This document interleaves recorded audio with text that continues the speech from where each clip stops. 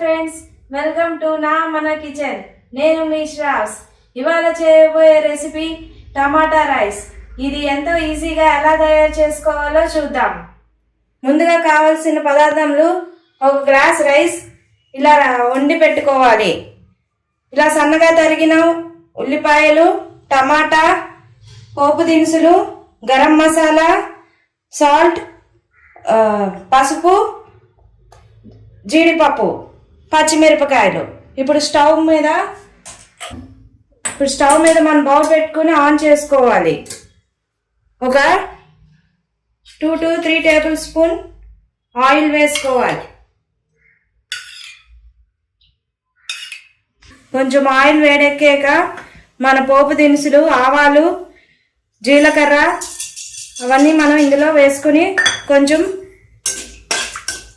వేయించుకోవాలి. ఇప్పుడు సన్నగా తరిగిన పచ్చిమిర్చి, జీడిపప్పు, కొంచెం కరివేపాకు వేసుకొని ఒకసారి కలుపుకోవాలి.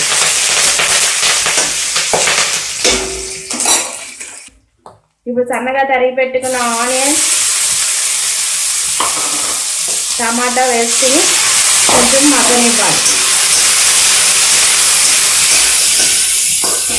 ఇలా మూత పెట్టుకుని ఒక 3 to 4 minutes మగ్గనివ్వాలి.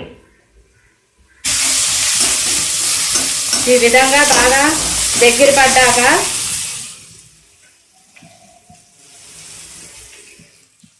ఒక టేబుల్ స్పూన్ పసుపు, ఒక టేబుల్ స్పూన్ గరం మసాలా, రుచికి తగినంత సాల్ట్ వేసుకుని ఒక నిమిషం మూత పెట్టి మగ్గించుకోవాలి.